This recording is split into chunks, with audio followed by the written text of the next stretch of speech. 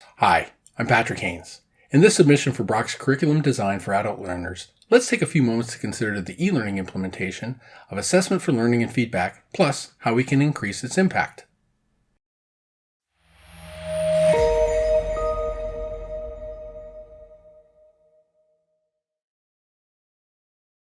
In The Art of Evaluation, writers Fenwick and Parsons advise that the distance of online distance education must be consciously mediated, especially when delivering feedback. And this is the problem that we have in corporate training. In my experience as an e-learning developer, assessment seems to be an afterthought. The industry tends to tack on summative assessments that don't enhance the learning experience and provide little value for the learning organization. Additionally, formative learner feedback is either ignored or poorly implemented, usually consisting of little more than right-wrong and pass-fail quizzes. Fortunately, adult educators have discovered that online assessment and feedback can be used to support better online learning experiences. Let's review what assessment for learning is, its impact within online learning environments, and how feedback can be designed to enhance the learner experience. Assessment can achieve a few goals. First, let's consider the traditional old story assessment culture that consists of one or more summative assessments, which O'Neill tells us provide stakeholders the means to identify and discriminate between different levels of achievement. These are recognized by assigning grades or conferring certifications at the end of a course of study. While they do describe the learning outcomes, they don't help the learner improve their performance during the learning experience. If the learner only receives a summative grade, such as a B, how are they to use that information to adjust their performance and obtain better marks, especially if they received that information after the course is over? This practice is called assessment of learning. Conversely, O'Neill proposes that when the designer incorporates formative assessments within the course of study, that is specifically intended to generate feedback on performance to improve and accelerate learning, then the recipient has the means to improve their grasp of the subject. Imagine providing multiple opportunities for assessment, which provide actionable feedback to the learner, such that they can change their performance and learn better. We call this assessment for learning, or AFL. Let's review how it connects with a few other important concepts. As we explore AFL, we discover connections to some other important ideas. Shepard discusses that within learning cultures, students and teachers look to assessment as a source of insight and help, instead of an occasion for meting out rewards and punishments. Within a learning culture, we drop the sticks and carrots and instead provide insight for learner advancement. Drake et al. Ask us to consider Carol Dweck's idea of a growth mindset, where assessment can provide feedback that focuses the student's efforts through an effective strategy of practice to overcome temporary failures. Here, we challenge fatalistic self-perceptions and actively pursue self-development. Finally, within development of expertise, Erickson et al. Demonstrate that deliberate practice supports performance improvements based upon knowledge of results, feedback, or both from a teacher. We observe the learner's performance and provide feedback which focuses and directs subsequent deliberate practice. In these ideas, during the learning process, formative assessment for learning is actively and repeatedly sought to generate opportunities for critical feedback which will inform and guide the learning process. Within the context of online learning, what does research tell us about the impact of AFL and feedback? Chen et al. Consider AFL as a planned process which provides evidence of student learning, which in turn provides an opportunity for instructor feedback and potentially leads to instructor or student adjustments in the learning experience. The research found that online formative assessment, implemented with forum discussion tasks, quizzes, and tests, has been proved to be effective in improving student engagement and improving learner performance. Within blended and online environments, the research of Jacandi et al. Identified the benefits of formative assessment as improvement of learner engagement and the development of a learning community. Additionally, ongoing authentic assessment activities and interactive formative feedback were identified as key characteristics that ensured the validity and reliability of online assessments.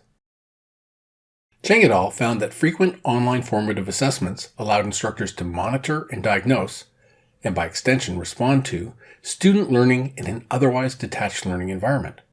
As a result, they found that their interventions resulted in higher student scores, improved student engagement and satisfaction, especially when employed online in lower-order cognitive objectives, such as remembering and understanding.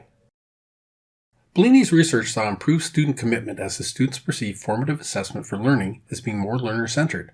Bellini attributed higher student success rates to faster feedback, realization of gaps in their understanding, and the ability to revisit topics that students felt were unclear. Additionally, formative assessment inspired students to study numerous times, as well as fought performance-inhibiting test anxiety. Of note, Bellini stated that while formative assessment can help all students, it produces predominantly good results with low achievers by focusing on specific glitches with their work and providing them with a clear comprehension of the mistakes and how to correct them. Consequently, we see that online AFL is effective in improving student engagement, student satisfaction, learning outcomes, and the development of a learning community, while improving assessment validity and reliability. Additionally, these assessment interventions were especially effective when employed for remembering and understanding objectives, benefiting learners by focusing on specific aspects of their understanding, providing a clear view of their mistakes, and giving directions on how to correct them. The research can be summed up with Bellini's statement that learner and assessment-centered approaches can offer a framework for moving away from traditional viewpoint of attaining knowledge towards a new viewpoint that is compatible with active learning relevant to the 21st century. Now that we understand that AFL works in an online environment, we need to review some feedback design considerations as provided by Ruiz-Primo and Brookhart. First, feedback must be integrated and designed to improve learning outcomes. Feedback is inappropriate if it doesn't support the learning objectives. Second, feedback must be helpful in that it directs the learner towards next steps and future learning actions. Third, feedback should be precise by identifying what was both right and wrong, as well as describing why, for reinforcement purposes and in case the learner guessed. Fourth, feedback must match the learner's cognitive and developmental levels. If the learners don't understand the feedback, then it's useless to them. Winstone and Carless add that the impact of feedback is not realized through a single event, but through the synthesis of multiple feedback processes. It should support students to synthesize multiple feedback events to inform future learning behavior. Also, the designer should strive for feedback uptake to support student engagement with and application of the information provided. Ruiz-Primo and Brookhart offer additional principles to keep in mind when designing feedback. Emphasize descriptive, not evaluative feedback while drawing attention to the task. Employ constructive criticism to identify learner strengths and suggest corrective next steps. Speak to the most important aspects of the task, as opposed to all areas for improvement, to provide focus and avoid overwhelming your learner. Use immediate feedback for knowledge of facts when the answer is yes or no. Lastly, for more complex, higher-order thinking and high-achieving students, use delayed feedback to support students' cognitive processing. When delivering an assessment, the designer must consider different ways of providing feedback to support AFL. Again, Ruiz-Primo and Brookhart suggest 8 types of feedback commonly employed in e-learning. No feedback. Knowledge of response, where the answer is assessed and identified as either right or wrong. Answer until correct. The answer is assessed and identified as either right or wrong, and if correct, may proceed. Otherwise, the learner repeats the question until the answer is correct. Knowledge of correct response. The answer is assessed and identified as either right or wrong and given the correct answer. Topic contingent.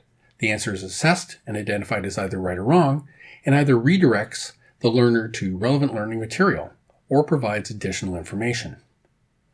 Response contingent. The answer is assessed and identified as either right or wrong, along with an explanation of why. This form of feedback best describes elaborative feedback. Bug-related. The answer is assessed and identified as either right or wrong and provides information about related common errors. And finally, attribute isolation. The answer is assessed and identified as either right or wrong and highlights important relevant conceptual attributes. When comparing feedback types, elaborative feedback made the greatest positive impact on learner performance, with knowledge of correct response being followed by knowledge of response, which are both superior to no feedback at all. Whenever possible, provide more elaborative specific feedback to achieve effective AFL. Lastly, I'd like to consider how we could visualize an integrated assessment for learning with feedback in a learning experience. Let's start with LX1 and LX2 as 2 separate but topically and chronologically related learning experiences. C1 and C2 are the content items, which are assessed to produce feedback FB1 and FB2. Assessment and feedback follow design principles to support student learning, relating feedback to both the delivered content, C1 and C2, and external resources, ER1 and ER2.